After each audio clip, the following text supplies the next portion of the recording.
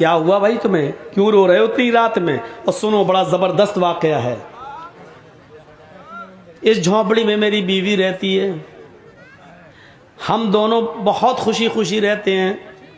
मेरी बीवी मुझसे बेइंतहा प्यार करती है, लेकिन हम गरीब इंसान हैं। इसी गांव से थोड़ी दूरी पर एक दूसरा गांव है, उस गांव से एक आदमी आता है, ताकतवर है, हैंडसम है, खूबसूरत है, ताकतवर है। और वो जैसे ही आता है वो सीधे मेरी झोंपड़ी में घुसता है, मुझे कान पकड़ के बाहर निकाल देता है। मेरी बीवी बड़ी खूबसूरत है, उसके बाद वो मुझे बाहर बिठा देता है और मेरी बीवी के साथ ज़बरदस्ती जिना करता है। मेरी बीवी के न चाहने के बावजूद भी वो उसको मजबूर कर देता है और वो उसके साथ जिना करता है। हज़रत उमर फारूक ने पूछा, अच्छा इतनी बड़ी बात क्या? अच्छा ये बताओ क्या वो अभी है? कहा नहीं। तो आया और चला गया। मैं कुछ भी नहीं कर पाता हूँ, अपनी बीवी की कोई मदद नहीं कर पाता। अच्छा तो ये बताओ अब वो कब आएगा?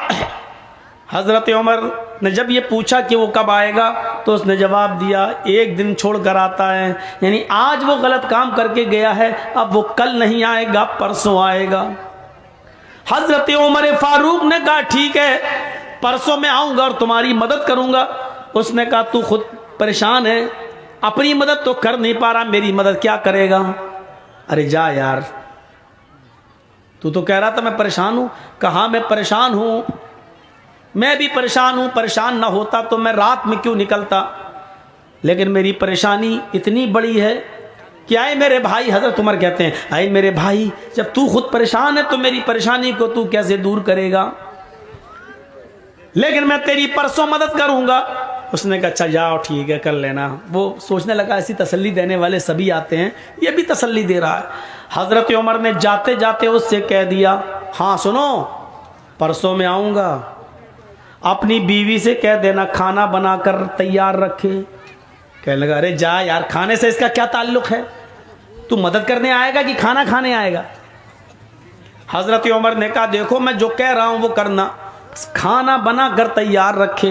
और दूसरी बात, जब वो आदमी तेरे घर में घुसे तो अपनी बीवी से ये कह देना कि आज सब कुछ रजामंदी जाहिर कर दे, यानी उसके सामने आज वो जिद न करे, बल्कि ये कहे कि ठीक है तुम तो हमसे रोज मिलने आते ही हो, अब हमारे और तुम्हारे दरमियान तो कोई चीज रह नहीं गई है, अब तुम्हें जब आना ही है तो हम दिल खोल कर तुमसे मिलना चाहते हैं, लेकिन अंधेरे में मिलेंगे, उजाले में नहीं, इसलिए चिराग बुझा दो। अच्छा नहीं लगता तुम्हारी बीवी ये बोले उससे कि मुझे अच्छा नहीं लगता जब तुम मुझसे हम बिस्तरी करते हो, जिना करते हो, तो मुझे अपने पति के अलावा दूसरे का चेहरा दिखता है तो फिर मैं सपोर्ट नहीं कर पाती हूँ, अंधेरा रहेगा तो मैं तुम्हें सपोर्ट करूंगी। और ये कहकर वो चिराग बुझा दे, बकिया काम मैं संभाल लूंगा। अब वो सोचने लगा क्या ये संभालेगा अंधेरे में है? वो दुनिया भर की बातें सोचने लगा, लेकिन उसने सोचा चलो। हजरत उमर फारूक वक्त से पहले आ गए, दूसरे एक दिन छोड़कर दूसरे दिन देखा झोंपड़ी के बाहर वो आदमी टहल रहा है। हजरत उमर फारूक ने कहा ठीक है मैं आ गया हूँ तुम्हारी मदद है। उसको पता ही नहीं कि क्या करेंगे, झोंपड़ी के पीछे छिप जाते हैं और उस आदमी से कहते हैं कि तुम अपनी बीवी के पास जाओ, वो आएगा तो तुम्हें खुद ही कान पकड़ के बाहर निकालेगा। वो आदमी अपनी बीवी के पास चला जाता है, रात थोड़ी और अंधेरी होती है। हजरत उमर थोड़ी दूर से ये मंजर देख रहे हैं। थोड़ी देर के बाद वो एक आदमी को आते हुए देखते हैं, लेकिन शक्ल नहीं समझ में आती है कि कौन है अंधेरे की वजह से। वो आदमी आता और सीधे झोंपड़ी में घुस जाता है और उस आदमी को यानी उसके शौहर को झोंपड़ी से निकाल के बाहर कर देता है। चलो, और वहीं चला गया। सारे काम समझा चुके थे। बीवी बोली ठीक है भाई, अब तुम तो आते ही हो हमारे पास, अब जिद करने से क्या फ़ायदा, हमें भी कोई फ़ायदा मिलेगा नहीं, हम भी ज़िंदगी के मज़े लेना चाहते हैं। एक काम करो, जब तुम हमारे साथ मिलते हो रोशनी में, तुम्हारा चेहरा जब आता है तो पति की जगह जब मैं तुम्हें देखती हूँ तो मैं डर जाती हूँ। एक काम करो, चिराग बुझा दो और उसके बाद हमसे मिलो, फिर देखो हम तुम्हें कितना खुश करते हैं।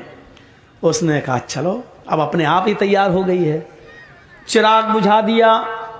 जैसे ही चिराग बुझता है, हजरत उमर फारूक ज्यादा लेट नहीं होते हैं, क्योंकि अगर लेट होंगे तो कहीं जिनाकारी ना हो जाए, उसको भी बचाना है, इसकी बीवी को उस जिना से बचाना है।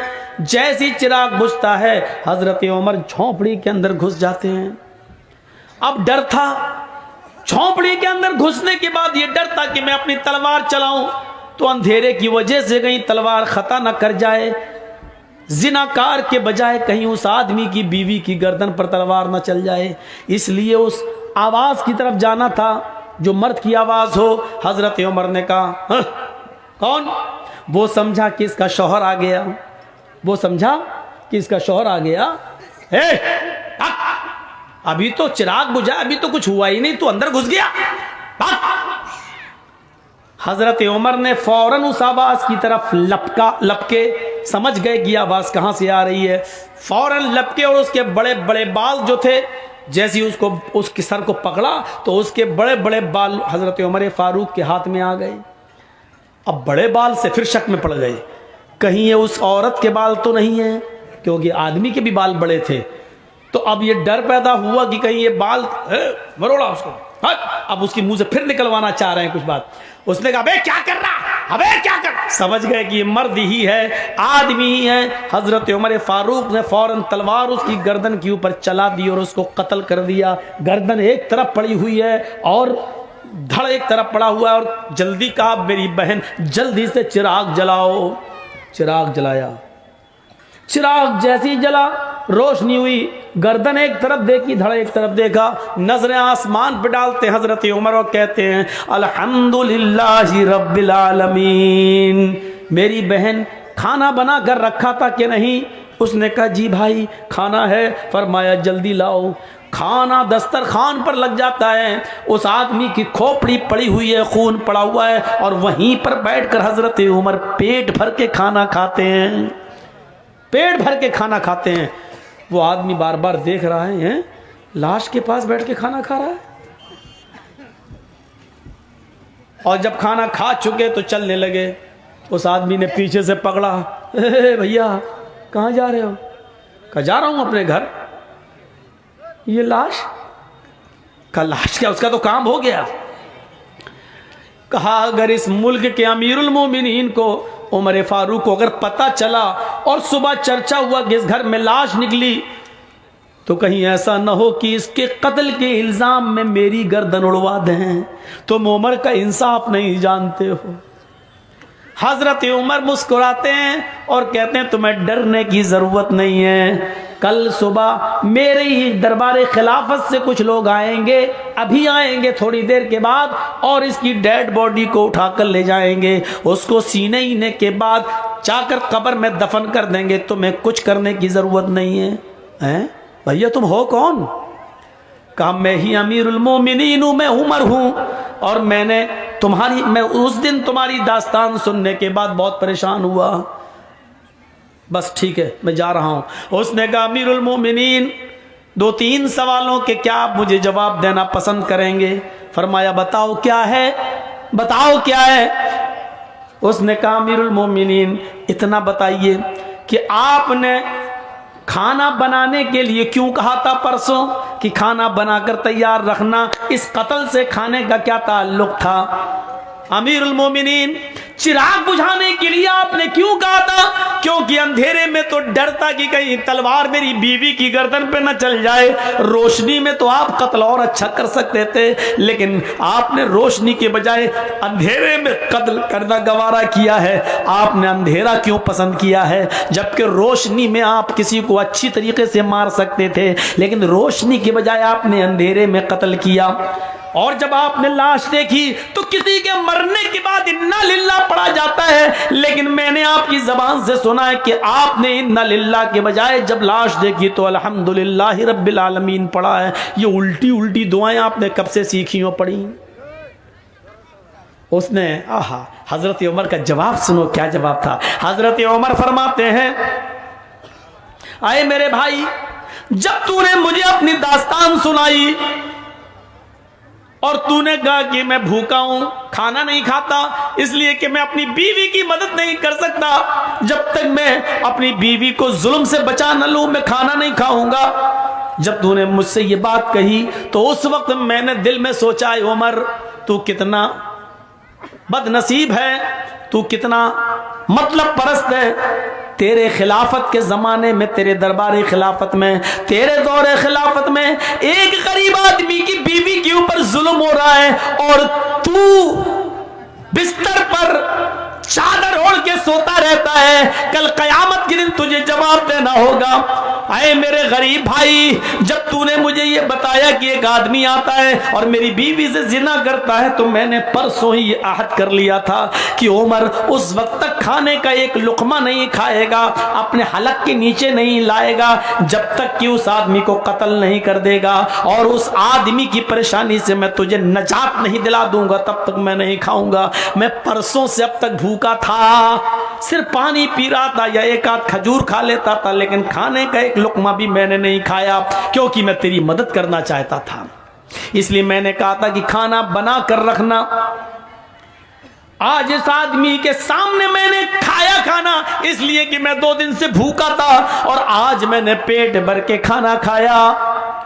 अच्छा ठीक है, लेकिन अंधेरे में कत्ल क्यों किया?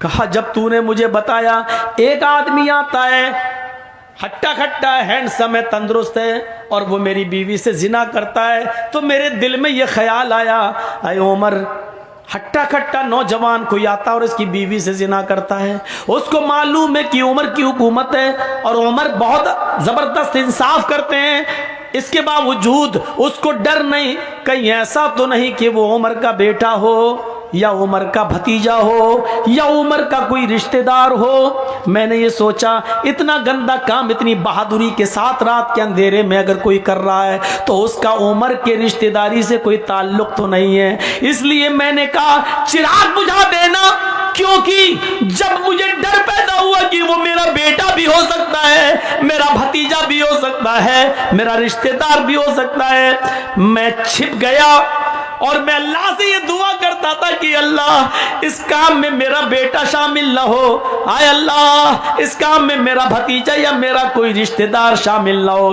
क्योंकि आज जो भी होगा उसकी गर्दन उड़ाई जाएगी, आज जो भी होगा उसकी गर्दन कटेगी। आए अल्लाह मुझे शर्म से बचा ले, मेरे और मेरे खानदान का नाम गिरना नहीं चाहिए। मैं परसों से ही दुआ कर रहा था, जब वो आदमी झोंपड़ी के अंदर घुसा उस वक्त तक मुझे लगा कि ये मेरा ही कोई रिश्तेदार है। उसकी चाल, उसकी कद्दो कामत मुझे बतला रही थी, उसका निडर तरीके से बेबाकी के साथ आना और झोंपड़ी में बेखौफ घुस जाना, ये मुझे बतला रहा था कि वो मेरा कोई रिश्तेदार ही है। जब वो अंदर घुसा और तुम्हारी बीवी ने उसको अपनी बातों में लपेटा और चिराग बुझ गया, तो मैं अंदर गया और चिराग बुझाने के लिए मैंने ही परसों कहा था तुमसे, लेकिन चिराग जब बुझ गया मैं अंदर गया। मैंने चिराग बुझाने के लिए इसलिए कहा था कि अगर चिराग चल रहा होता और मैं झोपड़ी के अंदर घुस जाता और मेरी नजर पड़ती उस मुजरिम के ऊपर और पता चलता कि ये तो मेरा बेटा है, मेरा भतीजा है या मेरा कोई रिश्तेदार है,